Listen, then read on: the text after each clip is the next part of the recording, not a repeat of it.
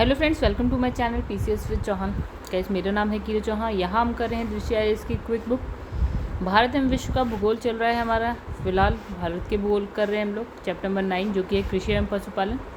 दोस्तों, यहाँ पे व्हाट्सएप नंबर है। अगर आपको कोई पीडीएफ रिलेटेड हेल्प चाहिए या कोई क्वेरी है तो आप मुझे व्हाट्सएप कर सकते हैं। दूसरी चीज़, अगर आपको घटना चक्र की वीडियोस देखनी है तो आप चैनल की प्लेलिस्ट में जाइए, वहाँ आपको मिल जाएगी। तीसरी चीज़, अगर आपको वीडियो पसंद आए तो वीडियो को लाइक कर दीजिएगा। चैनल को सब्सक्राइब नहीं किया है तो प्लीज़ चैनल को सब्सक्राइब करिएगा। कमेंट करके बताइएगा आपको मेरा पढ़ाया हुआ कैसा लगता है, एंड शेयर करिएगा अगर आपको कुछ भी अच्छा लगे तो। चलिए आगे बढ़ते हैं। तो हमेशा की तरह सबसे पहले हम देखेंगे सिलेबस। अभी हम पहुंच चुके हैं चैप्टर नंबर 9 पे है, जो कि है कृषि एवं पशुपालन। इसके आगे के भी चैप्टर्स देख लीजिए, कितना भी आपका बचा है करने को। ठीक है, बहुत ज़्यादा नहीं बचा, हो जाएगा फटाफट। चलिए, जहाँ तक हम कर चुके थे अब उससे आगे की हम यहाँ पे बात करते हैं। चलिए पहुँच जाते हैं पेज नंबर 108 पे। तो हाँ, 108 पे तो पहुँच गए हम अब नेक्स्ट जो पढ़ने वाले थे वो थे आपके प्रमुख मसाले, यानी कि मेजर स्पाइसेस। इसकी बात करते हैं। तो इससे पहले वाला हम सारा कर चुके हैं। चलिए शुरू करते हैं। गाइस, अगर आपको कुछ भी पसंद आए तो चैनल को सब्सक्राइब करिए। घटना चक्र की वीडियो चैनल की प्लेलिस्ट में मिल जाएगी, एंड लाइक करिएगा वीडियो को ताकि ये वीडियो ज़्यादा से ज़्यादा लोगों तक पहुँचे। चलिए शुरू करते हैं। अब इसमें लिखा है प्रमुख मसाले। मसाले भारत में होते हैं, आप जानते हैं। प्राचीन काल से ही क्या है, भारत अपने उच्च गुणवत्ता युक्त मसाले के उत्पादन के लिए विख्यात है। ठीक है, यही कारण है कि भारत को मसालों की धरती माना जाता है। क्या माना जाता है? मसालों की धरती। एक बात, भारत विश्व में मसालों का सबसे बड़ा क्या है, उत्पादक है, उपभोक्ता है, निर्यातक है। यानी कि उत्पादन भारत करता है, उपभोग यानी हम लोग खाते भी हैं, और निर्यात भी कर देते हैं दूसरे देशों को। भारत द्वारा यूरोप और मध्य पूर्व के जो अधिकांश देश हैं वहाँ बड़े पैमाने पर जो है मसालों को क्या किया जाता है, एक्सपोर्ट किया जाता है, यानी कि निर्यात किया जाता है, भेजा जाता है। इलायची की बात कर लेते हैं, कार्डमम कहते हैं, इंग्लिश में पता होना चाहिए आपको। ठीक है, तो इसने कहा अगर इलायची की बात करें तो उसके उत्पादन में भारत जो है ग्वाटेमाला के पश्चात सेकंड नंबर पे आता है। अच्छा बताइए, ग्वाटेमाला एक क्या है? एक कंट्री है। ठीक है, अब ये ग्वाटेमाला कंट्री है का, ये आप सर्च कर लेना। ठीक है, तो इसका प्रयोग क्या है, भोजन मतलब इलायची का, दवाओं के साथ इत्र, इन सब चीज़ों में किया जाता है। इसको अगर उगाना है आपको, तो इसका उत्पादन करना है तो टेम्परेचर कितना होना चाहिए, 14 से 32 डिग्री सेल्सियस तक होना चाहिए। और कितनी वार्षिक वर्षा होनी चाहिए, वो होनी चाहिए 150 सेंटीमीटर, यानी अच्छी खासी है ये। ठीक है, अब इसने कहा कि कहाँ पे आपको मिल जाएगा, पश्चिमी घाट पे आपको इसका उत्पादन बहुत ज़्यादा मिल जाता है। आप देखते होंगे ना कहीं, जब आप भारत का मैप बनाते हैं तो यहाँ पे एक हिल है, यहाँ पे एक पहाड़ी है जिसका नाम है इलायची पहाड़ी, यानी कि कार्डमम हिल। ठीक है, ये कौन सा एरिया आता है? पश्चिमी घाट का एरिया आता है। यहाँ पे हम जानते हैं कि टेम्परेचर भी अच्छा रहता है, वहाँ हम जानते हैं कि बारिश भी अच्छी होती है। अब इसने कहा केरल, कर्नाटका, तमिलनाडु कहाँ कहाँ है गाइस? अगर हम बात करें तो यहाँ है केरल, यहाँ पे है तमिलनाडु, सॉरी गलत हो गया थोड़ा सा।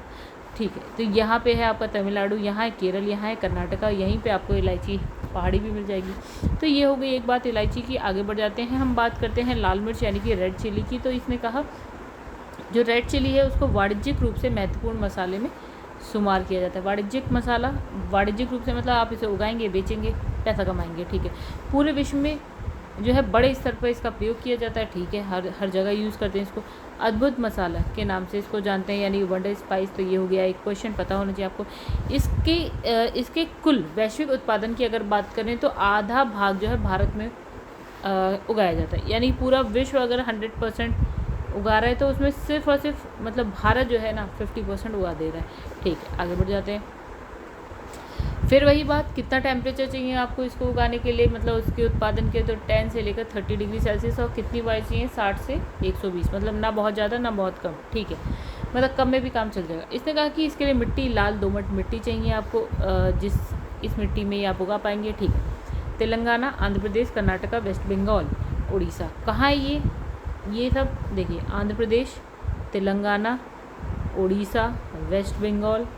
ठीक है, और बस इतना ही कर्नाटका, यहाँ पे आपको मिल जाएगी अच्छी खासी लाल मिर्च पैदा होती हुई भारत में। लौंग की बात कर लेते हैं, इसको बोलते हैं क्लोव।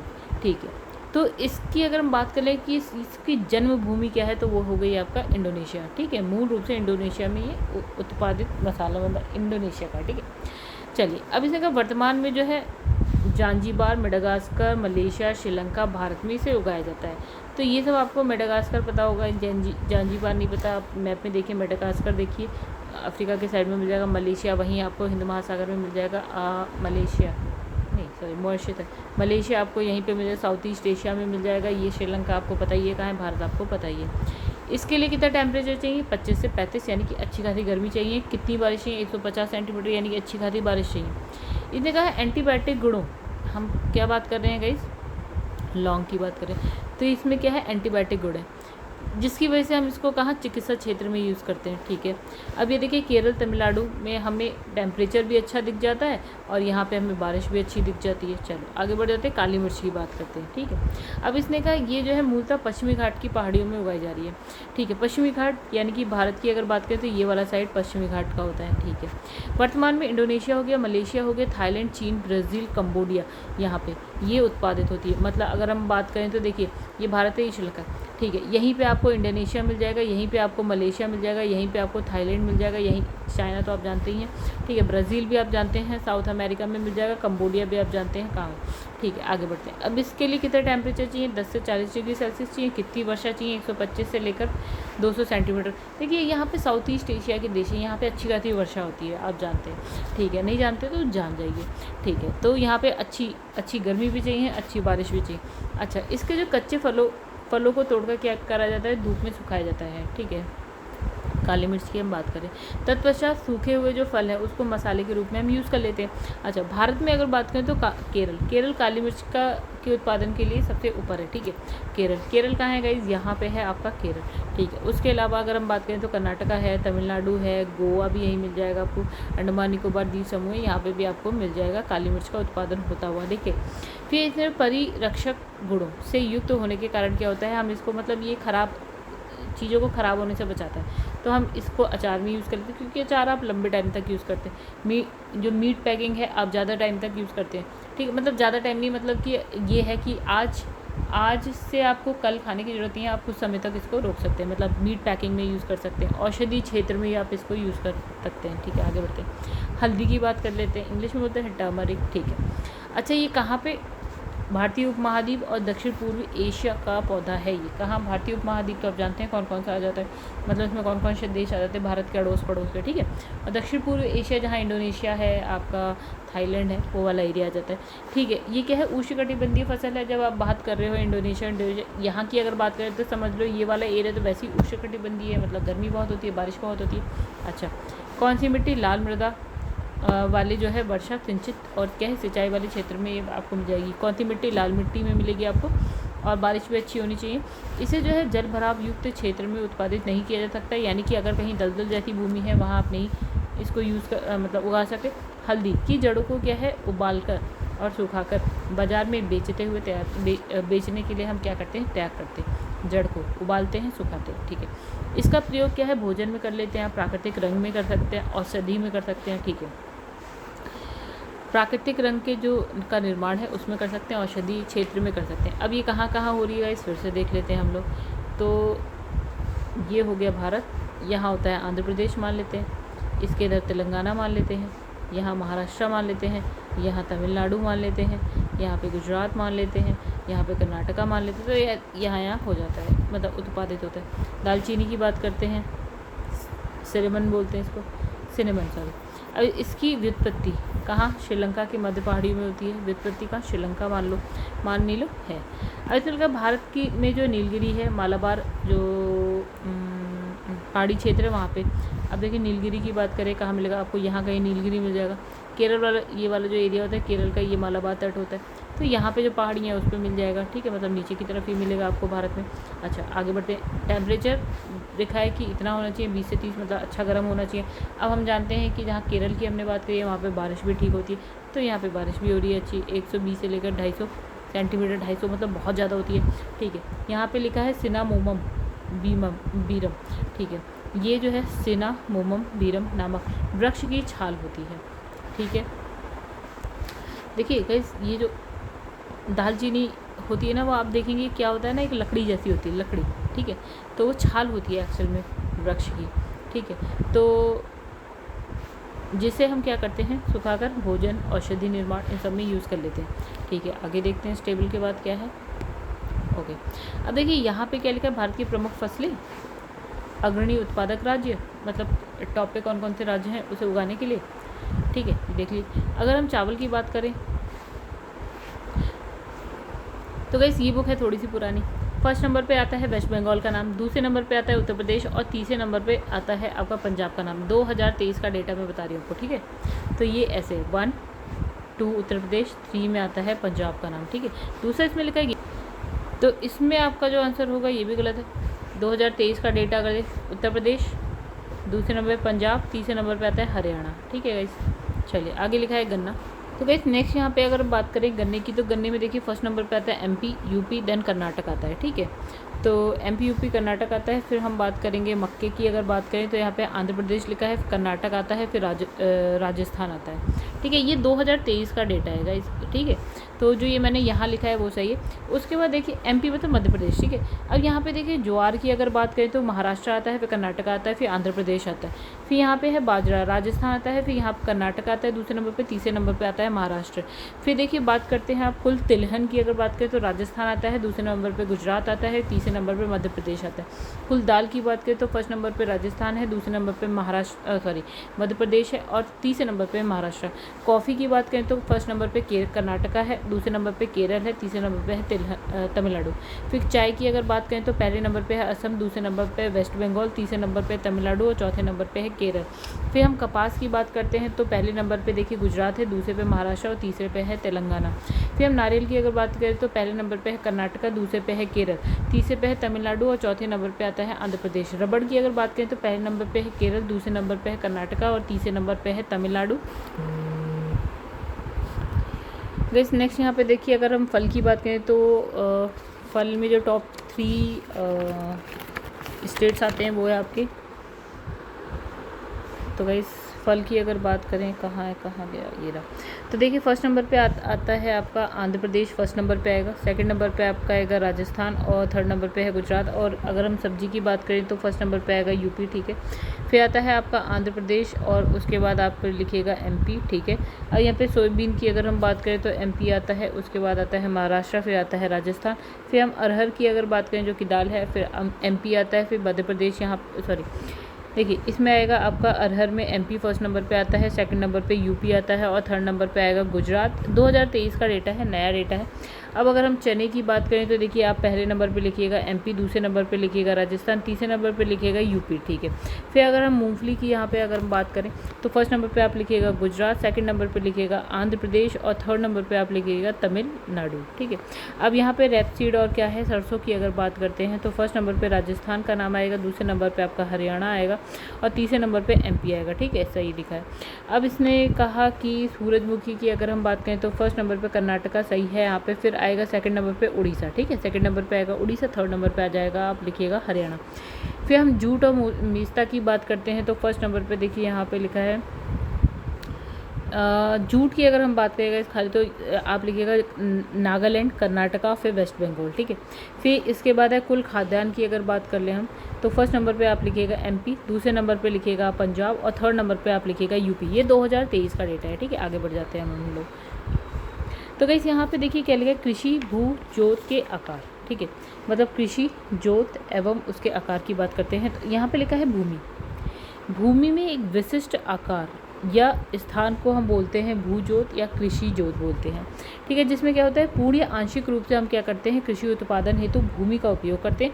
और ये कितने प्रकार की होती है, 5 प्रकार की भूमि होती है जिसमें हम कृषि कर रहे हैं। एक होती है सीमांत जोत, मतलब इसने क्या बोला, इसने कहा अगर 1 हेक्टेयर से कम भूमि होती है उसको हम बोलते हैं, मतलब अगर उस पर आप कृषि करें तो ये होती है आपकी सीमांत जोत, ठीक है। भारत में हम बात करें तो सीमांत किसानों की संख्या सबसे ज़्यादा है, यानी कि किसान ऐसे हैं भारत में सबसे ज़्यादा जिनके पास 1 हेक्टेयर या उससे कम की ज़मीन है, ठीक है। दूसरी यहाँ पे लिखा है छोटी जोत। छोटी जोत में अगर ऐसे किसान जिसके पास 1 हेक्टेयर से लेकर 2 हेक्टेयर तक की भूमि है, ठीक है, इसे छोटी या फिर लघु जोत कहते हैं, ठीक है। थर्ड नंबर पर आता है आपका अर्ध मध्यम जोत, यानी कि ऐसे किसान जिनके पास कितनी हेक्टेयर भूमि है, 2 से 4 हेक्टेयर, ठीक है। आगे बढ़ते हैं, मध्यम जोत में कितनी आती है, 4 से लेकर 10 हेक्टेयर तक की भूमि आ जाती है।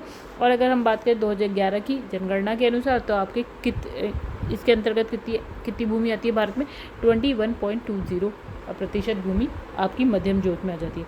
अच्छा, बड़ी जोत में अगर हम बात करें तो 10 हेक्टेयर से ज़्यादा जिसके पास भूमि है वो आती है इसमें, ठीक है। और भारत में अगर हम बात करें तो 10.59% हिस्सा इसका है।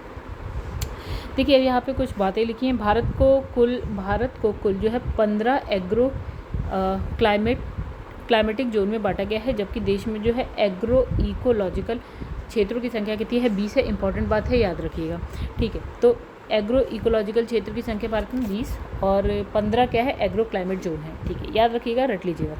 देश में प्रथम कृषि विश्वविद्यालय की अगर हम बात करें तो 1960 में पत्रकर जो यूनिवर्सिटी अभी आप देखते हैं उत्तराखंड में है, ठीक है, तो वो थी। अब भारतीय कृषि का इतिहास नामक पुस्तक MS रंधावा द्वारा लिखी गई है। MS रंधावा के भारतीय कृषि का इतिहास लिखी गई। भारतीय कृषि की प्रमुख समस्याएं की बात कर लेते हैं, मतलब कृषि से रिलेटेड जो समस्या है भारत में, हम उसकी बात करने जा रहे हैं। तो देखिए क्या होता है कि सबसे बड़ी समस्या क्या है, इसमें जनसंख्या का अत्यधिक दबाव है कृषि पर, ठीक है, जिसके कारण क्या है, कृषि जोत के जो आकार है वो हो जाते हैं छोटे। मतलब इसने कहा ये है पूरा कृषि करने के लिए एरिया। अब इसने कहा कि अगर 2 लोग हैं तो ये आधा आधा एक कितने पे कर लेगा, एक कितने पे कर लेगा, ठीक है। अब 2 ना होके गए कितने लोग हैं, 4 लोग हैं, तो ये इस तरह से बढ़ जाएगी। अच्छा 4 भी नहीं है, हम कहते हैं 8 लोग हैं, तो ये इस तरह से बढ़ जाएगी। हम कहते हैं 12 है तो ये फिर बढ़ जाएगी। हम कहते हैं 16 है तो ये फिर बढ़ जाएगी। मतलब ये समझ लीजिए अब एक आदमी पे कितनी भूमि रह गई है, इतनी सी। पहले एक आदमी पे कितनी भूमि थी, काफ़ी ज़्यादा, ठीक है। अभी क्या है, यही हुआ, कृषि जोत का जो आकार है वो कम होता जाता है अगर संख्या का दबाव ज़्यादा, जनसंख्या का दबाव ज़्यादा हो जाता है। यहाँ लिखा है NSSO की रिपोर्ट के अनुसार क्या है, भारत में 90% किसानों के पास 2 हेक्टेयर से भी कम भूमि है, मतलब कुछ नहीं के बराबर है, ठीक है। इससे इतनी आय प्राप्त नहीं हो पाती कि जो मतलब है किसान कृषि में जो है भारी निवेश कर सके, यानी कि वो ट्रैक्टर खरीद ले या अच्छे बीज या अच्छी क्या बोलते हैं खाद मतलब लाइक जो है रासायनिक खाद होता है वो सब यूज़ कर ले। मतलब अब आपके पास 2 हेक्टेयर भूमि पे आप क्या ट्रैक्टर चलाएंगे, नहीं चला सकते। इसके अलावा कृषि जोतों लघु आकार विखंडन के कारण क्या होता है, इसमें आधुनिक कृषि मशीनों का उपयोग करना कठिन हो जाता है, क्योंकि यार 2 हेक्टेयर पे आप इतना पैसा तो खर्च करोगे नहीं। इसमें लिखा है भौतिक संसाधनों की कमी है। वैज्ञानिक तकनीकों के विषय में क्या है, अज्ञानता के कारण क्या होता है, प्राकृतिक उर्वरता क्या होती है, कम होती जाती है, किसकी, मिट्टी की। और इसमें लिखा है अधिकांश भारतीय कृषक जो है कृषि जो नवाचार है उसको अपनाने से डरते हैं, मतलब नई मशीनरीज या नई चीज़ों की तरफ जाने से डरते हैं, उनमें क्या है रुचि नहीं दिखाते, ठीक है। वहीं दूसरी तरफ अगर बात करें तो रासायनिक उर्वरक हो गया, उन्नत बीज, कीटनाशक, कृषि मशीन, ये सब, ठीक है, या तो समुचित मात्रा में क्या ये उपलब्ध नहीं होती। इनकी कीमतें जो है किसान के सामर्थ्य के बाहर होती हैं, यानी बहुत ज़्यादा होती है, जिसके कारण उनको ख़राब गुणवत्ता और पैदावार वाले जो है फसल उगा लेते हैं, उस पर ही समझौता कर लेते हैं, ठीक है। अब इसने कहा बड़ी संख्या में छोटे जो किसान हैं अभी भी व्यावसायिक ऋणदाताओं से ऊंची ब्याज दर पर जो है कर्ज लेते हैं, यानी कि बहुत छोटे छोटे किसान हैं जिन्हें क्या होता है कुछ भी काम करने के कर्ज लेना पड़ता है और ले लेते हैं, ठीक है। अब इसने कहा है कि ऋण चक्र में फंसते चले जाते हैं। कम आय के कारण क्या होता है, किसानों को नई कृषि हेतु निवेश करना जो है कठिन हो जाता है। मतलब आपने अभी तो चावल उगाया, आपने ऋण ले लिया, अब नेक्स्ट जो है गेहूँ उगाने के लिए अब आपके पास पैसा नहीं है, जिसके कारण कृषि में जो है समुचित नवाचार और विकास में बाधा उत्पन्न होती है। चलो आगे बढ़ जाते हैं। अब लिखा है मृदा अपरदन के कारण भी न केवल मृदा की उर्वरता में कमी आ जाती है, वरन कृषि योग्य भूमि जो है बंजर भूमि में बदल जाती है। यानी मृदा अपरदन भी आपको परेशान कर सकता है, उर्वरता तो कम होती है और भूमि भी बेकार होती जाती है। इसमें लिखा है पूषा कृषि मोबाइल ऐप, ठीक है। इसमें है कि 2016 में क्या होता है ना, केंद्र सरकार ने खेतों तक तकनीकी सहायता पहुंचाने के लिए ना एक मोबाइल ऐप का स्टार्ट किया, ठीक है, क्या, पूषा कृषि मोबाइल ऐप, ठीक है। इस ऐप के द्वारा क्या होता है, किसानों को मौसम के बारे में पहले ही सूचना दे दी जाती है, ठीक है, कि जो भी समस्या है उससे समाधान, ये मतलब उनकी जानकारी प्राप्त हो सके किसानों को, कि अगर मौसम से रिलेटेड कोई समस्या है तो पहले ही उन्हें पता चल जाए। अच्छा, ये जो मोबाइल सेवा है ना, भारतीय कृषि अनुसंधान परिषद यानी कि ICAR द्वारा जो है स्टार्ट करी गई है। अच्छा, इसके द्वारा क्या होता है कि किसान नई फसलों की जो किस्में हैं या फिर बीज हैं, उर्वरक है या मशीनरी, उसके बारे में जानकारी प्राप्त कर सकते हैं। अच्छा, अब बात करते हैं शस्य गहनता। शस्य गहनता क्या होती है, देखिए क्या है कि इसने कहा कि एक ही खेत है, उसमें एक कृषि वर्ष यानी कि सपोज हम कह देते हैं 1 साल में उगाई गई फसलों की बारंबारता को हम क्या बोलते हैं, शस्य गहनता। मतलब आपने कहा कि मैं धान उगा रहा हूँ, फिर गेहूँ, फिर धान, फिर गेहूँ, एक साल में मैंने ऐसे उगा दिया, ठीक है। तो फसलों की जो बारंबारता है उसको हम बोलते हैं, एक साल में, एक कृषि वर्ष में जो आपने फसलों की जो बारंबारता है उगाई है आपने फसल, उसकी बारंबारता, उसको हम बोलते हैं शस्य गहनता, ठीक है। किसी भूमि पर एक वर्ष में उगाई गई फसलों की संख्या ही उस भूमि की शस्य गहनता कहलाती है। मतलब एक साल है, ठीक है, पहले आपने उगाया चावल, फिर आपने उसके बाद गेहूँ उगा दिया, फिर आपने उसके बाद चावल उगा दिया दोबारा से, ठीक है, 3 फसल एक साल में आपने उगा दी। अच्छा, अब देखिए शस्य गहनता का मान जो है जितना अधिक होता है भूमि उपयोग की क्षमता उतनी ही अधिक होती है, ठीक है। अब इसमें लगा भारतीय राज्यों में क्या है, सर्वाधिक शस्य गहनता कहाँ पे है, पंजाब में, सबसे ज़्यादा कहाँ है, पंजाब में। इसके बाद कहाँ है, हरियाणा है, फिर है वेस्ट बंगाल में, ठीक है। शस्य गहनता को निम्नलिखित सूत्र से आप दिखा सकते हैं, जैसे शस्य गहनता तो कहते हैं शकल बोया गया क्षेत्र अपॉन शुद्ध बोया गया क्षेत्र इंटू 100, ठीक है। आगे बढ़ते हैं, इसमें लिखा है जीएम फसल की बात करते हैं, जेनेटिकली मॉडिफाइड क्रॉप की बात करते हैं।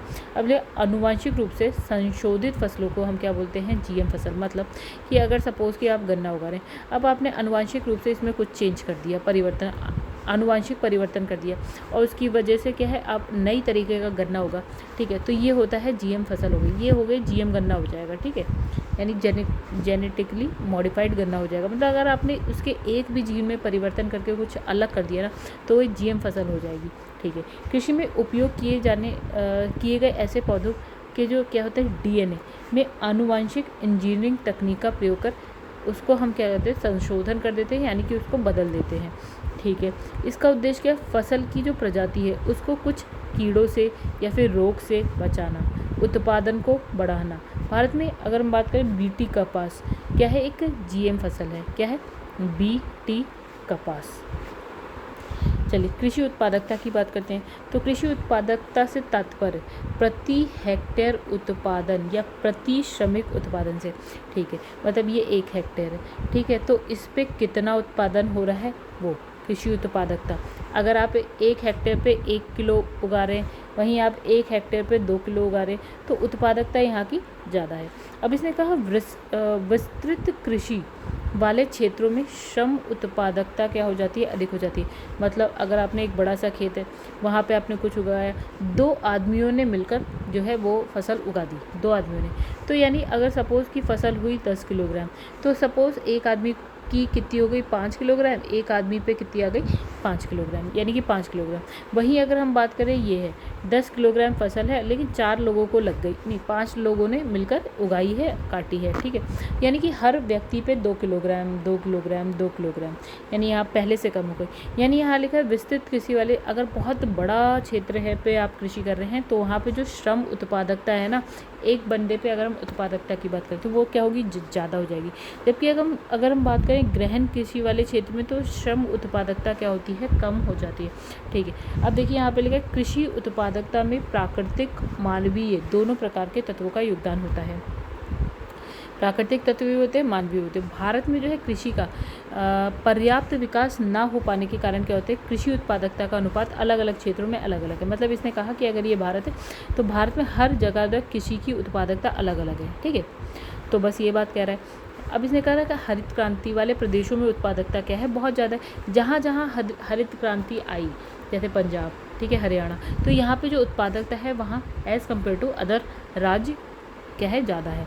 अब देखिए कृषि दक्षता क्या होती है, यानी कि एग्रीकल्चर एफिशिएंसी क्या होती है। कृषि दक्षता भी कृषि उत्पादकता के ही जैसी होती है, किंतु इसमें क्या एक मुख्य अंतर क्या होता है कि कृषि उत्पादकता जहाँ किसी क्षेत्र की कृषि संभाव्यता को दर्शाती है। देखिए कृषि उत्पादकता क्या दर्शाती है, कृषि संभाव्यता। वही कृषि दक्षता क्या है, कृषि के वर्तमान स्तर का प्रतीक है, ठीक है। आगे बढ़ते हैं, देखिए गाइस, तो गाइस अब देखिए यहाँ पे लिखा है भारत में कृषि क्रांति के उपनाम समझिए। हरित क्रांति, हरित क्रांति कब आई थी, क्या करने के लिए आई थी, खाद्यान्न उत्पादन के लिए थी, ठीक है। श्वेत क्रांति दुग्ध, देखिए दूध सफ़ेद कलर का है, तो श्वेत क्रांति दुग्ध उत्पादन से रिलेटेड है। नीली क्रांति मत्स्य उत्पादन से रिलेटेड, सब के सब इंपॉर्टेंट है, रट लीजिएगा। फिर उसके बाद भूरी क्रांति की बात करें तो कोको उत्पादन से। रजत क्रांति की अंडा कुक्कुट उत्पादन से रिलेटेड है। पीली क्रांति जो है तिलहन से रिलेटेड है, ठीक है, तेल पीले कलर का होता है। अगर लाल क्रांति की बात करें तो टमाटर लाल कलर का होता है, मांस लाल कलर का होता है। गुलाबी क्रांति की झींगा मछली प्याज, औषधि, इन सब से रिलेटेड हो गई। बादामी क्रांति मसाला, सुनहरी क्रांति फल और शहद उत्पादन से रिलेटेड है। गोल क्रांति की बात करें तो आलू गोल होता है। सदाबहार क्रांति की बात करें, देखिए सदाबहार क्रांति में जैविक खेती को प्रोत्साहन और किसानों को फसल का उचित मूल्य दिलाने और उत्पादन बढ़ाने से संबंधित है। क्या सदाबहार क्रांति, सब इंपॉर्टेंट है, वेरी इंपॉर्टेंट है, ठीक है, याद करिएगा। फिर है रजत रेशा क्रांति, देखिए रेशा है तो अपने आप में समझ लीजिए कपास, सुनहरा रेशा है तो जूट, ठीक है, रजत रेशा है तो कपास, सुनहरा रेशा है तो जूट उत्पादन से। सेफ्रॉन तो आप जानते हैं केसर को इंग्लिश में सेफ्रॉन कहते हैं। ग्रे या फिर है स्लेटी तो उर्वरक उत्पादन से, ये भी मतलब इस याद कर लीजिएगा, सब इंपॉर्टेंट है। हरित सोना क्रांति जो है बांस उत्पादन से। मूंग क्रांति जो है आपका मोटे अनाज के उत्पादन से। परामनी क्रांति जो है भिंडी के उत्पादन से। और इंद्रधनुष देखिए सभी क्षेत्रों के उत्पादन में वृद्धि करने से है, सभी क्षेत्रों के उत्पादन में वृद्धि करने से है इंद्रधनुषीय क्रांति, ठीक है। चलिए आगे बढ़ते हैं। तो गाइस नेक्स्ट इसमें लिखा है हरित क्रांति के बारे में, ठीक है, इंपॉर्टेंट है, बहुत ज़्यादा इंपॉर्टेंट है, ठीक है। आगे बढ़ते हैं। तो हम देखिए लिखा है कि हरित क्रांति क्या है। देखिए हरित क्रांति में हमें क्या क्या चाहिए था। हमें बीज चाहिए थे अच्छे, हमें उर्वरक चाहिए था अच्छा रासायनिक, ठीक है, रासायनिक चाहिए उर्वरक, हमें ना सिंचाई के लिए पानी चाहिए था ठीक ठाक। इस अगर जहाँ पे भी ये था ना, इतनी चीज़ें हमें मिल जा रही थी वहाँ, और मिट्टी अच्छी उपजाऊ मिट्टी हो, तो वहाँ पे हम क्या लाए थे, हरित क्रांति। समझिए हरित क्रांति उच्च गुणवत्ता वाले बीज, अच्छे बीज मतलब है, रासायनिक उर्वरक और नहरी सिंचाई आधारित कृषि उत्पादन की एक नवीन प्रक्रिया थी, ठीक है। मतलब कृषि उत्पादन के लिए आपको ये चीज़ें चाहिए थी। इसे अधिक उपज देने वाली किस्मों का कार्यक्रम के नाम से पुकारा गया। मतलब इसमें क्या है, पहले जितनी उपज हो रही थी उतने ही खेत में, उससे ज़्यादा अब होगी, ठीक है, यानी कि HYVP यानी कि हाई यील्डिंग वेराइटीज़ प्रोग्राम, ये भी याद रखिएगा इंग्लिश में क्या बोलते हैं इसको। अब देखिए सबसे पहले क्या होता है कि 1966-67 इस वक्त कौन था प्रधानमंत्री, आप बताइएगा। देखिए जवाहरलाल नेहरू तो इस वक्त ख़त्म हो चुके थे, इंदिरा गांधी या फिर उनके बाद कौन था, मतलब ये बहुत पहले की बात है। तो यहाँ पे देखिए सर्वप्रथम क्या होता है 1966-67 में पंजाब, हरियाणा, वेस्ट यूपी, राजस्थान के गंगानगर क्षेत्र में क्या होता है, इसको अपनाया गया, किसको, ग्रीन रेवोल्यूशन को, ठीक है, ग्रीन रेवोल्यूशन को अपनाया गया, यानी हरित क्रांति को। याद रखिएगा guys, Punjab, Haryana, west UP, जिसमें अभी आप ये नोएडा गाजियाबाद टाइप वाली जगह देख रहे, और राजस्थान का गंगानगर इलाका, ठीक है। तो ये यहाँ पे आए हरित क्रांति। इससे क्या होता है कि कृषि का उत्पादन, कृषि उत्पादकता में क्या हो गई, बहुत तेज़ी से वृद्धि देखी गई, ठीक है। तो हरित क्रांति शब्द का सबसे पहले जो उपयोग है, ये इंपॉर्टेंट सी बातें याद रखिएगा, ठीक है। किसने, डॉक्टर विलियम गॉड ने किया शब्द का उपयोग सबसे पहले अमेरिका के थे डॉक्टर विलियम गॉड, इन्होंने किया। अच्छा, हरित क्रांति कार्यक्रम के तहत क्या होता है, रॉकफेलर और फोर्ड फाउंडेशन के तत्वाधान में क्या है, बौने फसल वाली जो है गेहूं की एक ऐसी किस्म का विकास किया गया। तो गाइस अब देखिए हरित क्रांति में सबसे पहले हमने क्या है, गेहूं की फसल उगाई थी, ठीक है, बस ये समझिए। अब ये हमने बौने किस्म का गेहूं की एक गेहूं का विकास किया जिसको हम उगा रहे थे। अब इसने कहा कि ये जो है ना पारंपरिक किस्मों के से अधिक उत्पादक थी। मतलब जो हमने गेहूं की फसल अब उगानी स्टार्ट करी थी, वो जो पहले हम गेहूं की फसल उगाते थे उससे ज़्यादा उत्पादकता इसकी हो रही थी। मौसम परिवर्तन से क्या है, कम प्रभावित हो रहा था। मतलब मौसम में अगर परिवर्तन हो रहा था तो इससे जो है ना गेहूं की फसल पे ज़्यादा फर्क पड़ नहीं रहा था, शीघ्र तैयार हो जाती थी, जल्दी तैयार हो जाती थी, उर्वरकों के साथ क्या है, अनुकूल प्रतिक्रिया दर्शाती थी, ठीक है। चलो आगे बढ़ते। अब इसने कहा मतलब उर्वरक डालो तो ये अच्छा उत्पादन कर रही थी, दे रही थी। अब इसने कहा हरित क्रांति के सकारात्मक प्रभाव के कारण ही क्या होता है, इस कार्यक्रम के निदेशक यानी कि डॉक्टर नॉर्मन बोरलॉग, ये नाम याद रखिएगा, इम्पॉर्टेंट है और बहुत इम्पॉर्टेंट है। हरित क्रांति अगर आ जाए तो ये नाम आप उससे चिपका दीजिएगा। डॉक्टर नॉर्मन बोरलॉग को जो है आपका 1970 में क्या है, विश्व शांति का नोबेल पुरस्कार प्रदान किया गया। मतलब अगर आप हरित क्रांति ग्रीन रेवोल्यूशन की बात करते हैं तो ये नाम याद रखिएगा, जो कि कहाँ का है, ये देखिए ये भारत का नहीं है बंदा, ठीक है, जो भी है भारत का भी एक बंदा है, हम उसकी भी बात करेंगे। यानी कि दो नाम इससे हरित क्रांति से आप चिपकाएंगे। भारत के बाहर की, विश्व में बात करें तो डॉक्टर नॉर्मन बोरलॉग की बात करेंगे, भारत में बात करें तो अभी हमारा नाम आएगा, हम देखेंगे अभी, ठीक है। तो ओके, अब इसने लिखा है कि भारत में हरित क्रांति की शुरुआत का श्रेय किसको दिया जा रहा है, ये रहा नाम आपका MS स्वामीनाथन। तो आप भारत में भी याद करिएगा और विश्व में भी याद करेगा। तो इसने MS स्वामीनाथन को भारत में जो है हरित क्रांति का जनक कहा गया। ठीक है, आगे बढ़ते हैं। हरित क्रांति के सकारात्मक यानी कि पॉजिटिव क्या रहा, हरित क्रांति से सकारात्मक प्रभाव क्या रहे। पहला, गहन कृषि उत्पादन प्रणाली का विकास हुआ, यानी कि आपको अच्छा खासा उत्पादन मिल रहा है। ठीक, खाद्यान्नों के उत्पादन में क्या है, वृद्धि हो गई बहुत तेज़ी से। खाद्यान्न क्षेत्र में विशेष प्रगति देखी गई। जीवन निर्वाह कृषि स्वरूप से व्यापारिक और बाजारोन्मुख कृषि स्वरूप का विकास, मतलब पहले लोग खेती करते थे अपने खाने के लिए, फिर हम खेती करने लगे बेचने के लिए, पैसा कमाने के लिए। नई प्रौद्योगिकी यानी कि नई टेक्नोलॉजी के उपयोग से कृषि क्षेत्र में रोजगार के अवसर पैदा हो गए। ठीक है, कृषि उद्योग के आपसी संबंध भी क्या हो गए, मजबूत हो गए। ग्रामीण समृद्धि में वृद्धि हुई, मतलब गांव में वृद्धि, मतलब गांव की विकास समृद्धि में वृद्धि हुई। पहले प्रति व्यक्ति आय बढ़ गई, राष्ट्रीय आय बढ़ गई। ठीक है, अब इसने कहा इसके भैया पॉजिटिव इफ़ेक्ट्स रहे होंगे तो नेगेटिव भी कुछ रहा होगा, यानी नकारात्मक प्रभाव भी रहे होंगे। समझिए, इसने कहा आय की असमानता में वृद्धि हुई, मतलब पंजाब में तो भैया आदमी कमा रहा है एक दिन में 100 रुपये, लेकिन वहीं बिहार में वही आदमी कमा रहा है 20 रुपये। तो आय की असमानता देखी गई, क्योंकि जो बड़े किसान हैं और धनी हो गए। ठीक है, अब इसमें अगर अच्छा बीज, मशीनरी, उर्वरक चाहिए तो वो वही बंदा ले सकता है भैया जिसके पास ऑलरेडी पैसा है। तो जो बड़े किसान थे वो थोड़े तो ठीक ही थे, उससे ज़्यादा ठीक हरित क्रांति ने कर दिया। आय की असमानता देखी गई। फिर हरित क्रांति का प्रभाव केवल कुछ खाद्यान्न फसलों, मतलब हरित क्रांति हर फसल के लिए नहीं आई, गेहूं के लिए आई, चावल पे, मक्का, बाजरा, इन्हीं तक सीमित रही। ठीक है, अब इसने कहा कि नई मशीनों के प्रयोग से क्या होता है, जो परंपरागत कृषि औजार है उन परंपरागत कृषि औजार निर्माता जैसे कि बढ़ई हो गए, लोहार हो गए, ये बेरोजगार हो गए। ठीक है, अब क्या होता है, जिसके कारण क्या होता है, आत्मनिर्भर ग्रामीण अर्थव्यवस्था प्रभावित हो गई। ग्रामीण अर्थव्यवस्था को फ़र्क पड़ गया। इससे ज़्यादा लोग जो है शहरों की तरफ भागने लगे। क्यों? क्योंकि अब भैया खेती तो कर ही नहीं पाए, हरित क्रांति वाले में ज़्यादा हिसाब किताब चल रहा है और बाकी तो गरीब के गरीब रह गए, तो लोग भागने लगे शहरों की तरफ। रासायनिक उर्वरक का हम बहुत ज़्यादा यूज़ करने लगे, जिसके प्रयोग से क्या हुआ, जल, वायु, मृदा प्रदूषण होने लगे। ठीक है, अब इसमें क्या, मृदा उर्वरता जो है ना वो भी क्या होने लगी, उसमें भी ह्रास होने लगा, यानी कि वो खराब मृदा भी खराब होने लगी। ठीक है, तो गाइस, तो यहाँ तो हो गई पहली हरित क्रांति। तो पहली हरित क्रांति में क्या रहा कि वो कुछ ही राज्यों तक रही। ठीक है, एक बार कुछ ही फसलों तक रही। तो भैया अब हमें पूरे देश में हरित क्रांति लानी है। अभी हमने सोचा चलो भारत में दूसरी हरित क्रांति आ रही है, तो अब क्या हो, 1990 के दशक में क्या होता है कि दूसरी हरित क्रांति की अवधारणा का विकास होता है और इसे जो हम सदाबहार क्रांति के नाम से जानते हैं। तो ये सदाबहार क्रांति अभी हमने गाइस पढ़ा भी था, देखिए कहीं पे, ये देखिए क्या लिखा था, सदाबहार, ये देखिए सदाबहार क्रांति। हम लिखा था जैविक खेती को प्रोत्साहन। ठीक है, यानी जैविक उर्वरक डालिए, किसानों को फसल का उचित मूल्य दिलाएं, उत्पादन बढ़ाएं, ये सारी चीज़ें थी। मतलब सदाबहार क्रांति है, द्वितीय हरित क्रांति में इसका नाम आ गया। ठीक है, अब यहाँ पे क्या लिखा है, ओके, अब यहाँ लिखा है प्रथम हरित क्रांति से अलग द्वितीय हरित क्रांति में सभी फसलों और कृषि उत्पादों को शामिल किया गया। जो हमारी फर्स्ट हरित क्रांति हमने देखी, हमने देखा था 2 ही 4 नाम देखे थे। कौन कौन से देखे थे? हमने देखा था गेहूँ, चावल, मक्का, बाजरा। ठीक है, लेकिन अब जो सेकंड हरित क्रांति आई तो उसमें हमने काफ़ी और को ऐड कर दिया। द्वितीय हरित क्रांति में फसल विविधता, मतलब बहुत सारी फसल इसमें आ गई। फिर उपयुक्त फसल प्रतिरूप आ गया, फसल प्रबंधन भी हम देख रहे हैं इसमें, पौधों मृदा संरक्षण भी देख रहे हैं हम इसमें, ये नहीं कि मृदा खराब हो रही है तो हो रही है पौधे। ठीक है, अब सरकार द्वितीय हरित क्रांति में जो है धारणीय कृषि पद्धति के साथ जैविकीय उर्वरक, जैव कीटनाशक, इनका उपयोग किया गया।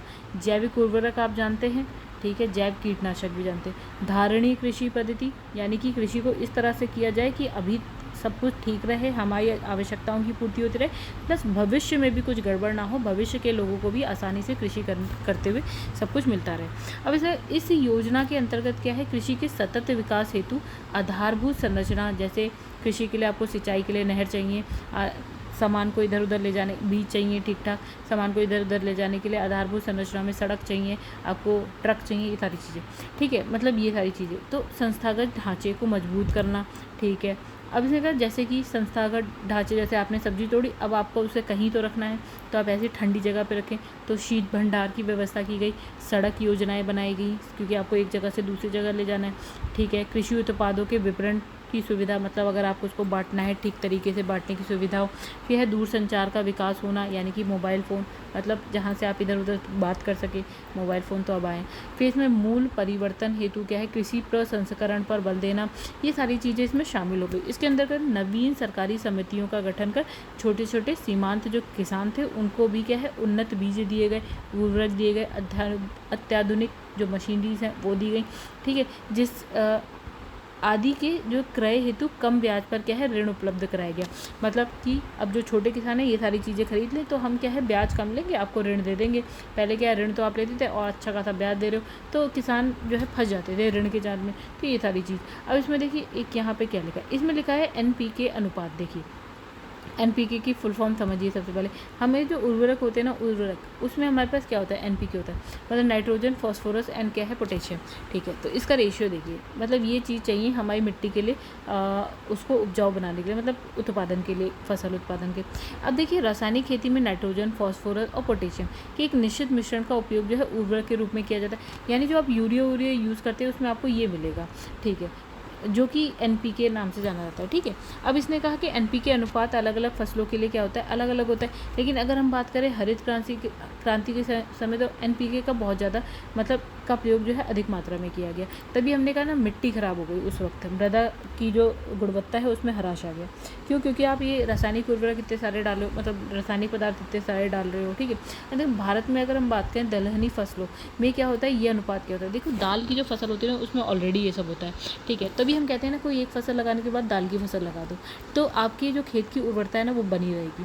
तो देखिए दलहनी फसलों में अगर हम इसके अनुपात की 1:1 है, 1:2:1 है, ठीक है, या फिर 1:2:2 होती है दलहनी फसलों में, ठीक है। अब देखिए नाइट्रोजन क्या, इसने कहा नाइट्रोजन जो है ना फसल की वृद्धि के लिए आवश्यक होता है, ठीक है। एक बात, फसलों में प्रोटीन और कार्बोहाइड्रेट के उत्पादन में ये इसका अच्छा योगदान होता है, ठीक है। मतलब फसल की वृद्धि, प्रोटीन, कार्बोहाइड्रेट का उत्पादन किससे होता है, नाइट्रोजन से, ठीक है। फॉस्फोरस क्या करता है, पौधों में श्वसन, प्रकाश संश्लेषण और जो अन्य रासायनिक क्रियाएं हैं उसके लिए ज़रूरी है क्या, फास्फोरस। कम अवधि यानी कि कम समय वाली जो फसल है उसमें घुलनशील फास्फोरस का प्रयोग किया जाता है, ठीक है। पोटेशियम की बात करते हैं तो ये जो ना पोषक तत्वों, फसलों में पोषक तत्वों और पानी के स्थानांतरण में सहायक होता है। मतलब पोषक तत्व फसल में एक जगह से दूसरी जगह पहुंच जाए, ठीक है, एक और जो है पानी भी एक जगह से दूसरी जगह पहुंचे, तो पोटेशियम का यूज़ करते हैं। फसलों में रोग के प्रति जो है प्रतिरोधकता बढ़ाता है, इम्यूनिटी सिस्टम, मतलब कि रोग ना लगे फसलों को, तो ये काम करता है पोटेशियम, ठीक है। तो ये भी इंपॉर्टेंट बात हो गई। तो इसीलिए हम क्या करते हैं, जो उर्वरक होते हैं उसमें ये सारी चीज़ें डालते हैं ताकि ये सारी बेनिफिट्स हमको पौधों में मिल पाए। अब इसमें विशेष लिखा है यूरिया नाइट्रोजन का एक महत्वपूर्ण आपूर्ति करता है। मतलब यूरिया आप इसलिए डालते हो क्योंकि आपको नाइट्रोजन की पूर्ति होती है उससे, जो पौधों के विकास के लिए आवश्यक होता है। क्या, यूरिया। क्यों, नाइट्रोजन भी विकास के लिए आवश्यक होता है। जब साधारण यूरिया का प्रयोग किया जाता है तो नाइट्रोजन की आधी मात्रा भी पौधों द्वारा ग्रहण नहीं की जाती है। मतलब आपने यूरिया तो फेंक दिया, उसमें जो नाइट्रोजन है, सपोज़ कि इसमें 100% नाइट्रोजन, तो पौधे जो है ना 50% भी नहीं ले पाते हैं, ठीक है। क्या होता है कि वे निक्षालन द्वारा मृदा में मिल जाती है, ठीक है। नाइट्रोजन जो है, मतलब यूरिया डालते हैं, नाइट्रोजन मिट्टी में मिल जाता है, ना कि पौधों को मिलता है। अच्छा, जिससे क्या है नाइट्रोजन की भी क्षति हो जाती है और साथ ही मृदा की जो उर्वरता है वो भी बर्बाद होती है। अच्छा, भूमिगत जल में भी क्या होता है, अब यह नाइट्रोजन जो है आपका मृदा में जाएगा, उससे जो भूमि के अंदर जल है उसमें जाएगा, तो भूमिगत जल भी क्या होता है, इससे अशुद्ध हो जाता है। इसके लिए क्या होता है, स्लो रिलीज नाइट्रोजीन्स फर्टिलाइज़र तैयार किया जाता है। देखिए अब हम डायरेक्ट यूरिया ना डाल के, मतलब डायरेक्ट ना ऐसे छिड़क के खेतों में फेंके ना, हम क्या करें, हम यूज़ करें ये स्लो रिलीज नाइट्रोजीन्स फर्टिलाइज़र का यूज़ करें। इसमें क्या होता है, इसमें है सल्फ़र कोटेड यूरिया और नीम कोटेड यूरिया होता है। मतलब ये यूरिया है उसके ऊपर एक कोटिंग होती है, ठीक है, उसके ऊपर एक कोटिंग होती है सल्फ़र की, सल्फ़र कोटेड होता है या नीम कोटेड होता है, ठीक है। यूरिया के अंदर तो नाइट्रोजन है। अब ये क्या होता है ना, एकदम से नहीं घुलता है, यूरिया एकदम से नहीं घुलता है, धीरे धीरे धीरे धीरे घुलता है और नाइट्रोजन जो है ना मिट्टी में ना जाके पौधों को धीरे धीरे मिल जाता है। अब देखिए नीम कोटेड यूरिया के प्रयोग से क्या होता है, नाइट्रीकरण मंद गति से होता है, धीरे धीरे होता है, और नाइट्रोजन का निक्षालन और वाष्पीकरण, नाइट्रोजन का निक्षालन और वाष्पीकरण द्वारा ह्रास कम होता है। मतलब नाइट्रोजन ना निक्षालन से कम होती है ना वाष्पीकरण से, धीरे धीरे ह्रास होता है, नहीं होता है, कम होता है। नाइट्रोजन अधिक समय तक मृदा में रहती है। क्यों? क्योंकि नीम कोटेड है या फिर आपका क्या है सल्फर कोटेड है, धीरे धीरे घुलेगी, एकदम से नहीं घुलेगी। इससे पौधे जो है ना नाइट्रोजन को लंबे समय तक ग्रहण करते रहते हैं। इससे यूरिया की कम मात्रा में अधिक फसल उत्पादन होता है और लागत भी फिर कम आती है, क्योंकि कम यूरिया का यूज़ करोगे कम पैसा लगेगा, लागत कम आ जाएगी। तो गाइस आई होप आप लोग इतनी सी बात समझ चुके होंगे। अब हम ये जो है प्रधानमंत्री फसल बीमा योजना नेक्स्ट वीडियो में करेंगे। फिलहाल अभी के लिए इतना ही। अगर आपको मेरे पढ़ाई हुआ अच्छा लगा हो तो वीडियो को लाइक कर दीजिएगा, और चैनल को आपने अभी तक सब्सक्राइब नहीं किया है तो कर लीजिएगा, एंड कमेंट करके बताइएगा आपको कैसा लगे। शेयर करिएगा अपने दोस्तों में। घटना चक्र की वीडियो अगर आपको देखनी है तो चैनल की प्लेलिस्ट में जाइए, वहाँ आपको मिल जाएगी। चलिए अब नेक्स्ट जो है आगे का जो पार्ट है नेक्स्ट वीडियो में करेंगे। अभी तक के लिए इतना ही। चलिए गाइस, धन्यवाद।